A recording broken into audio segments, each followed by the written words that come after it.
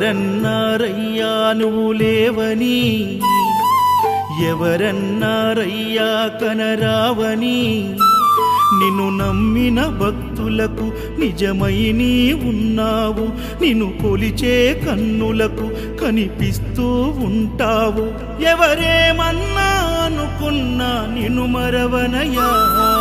శరణమయ్యప్ప స్వామి అయ్యప్ప, శరణాలు మరవలేను విడవలేను అయ్యప్ప.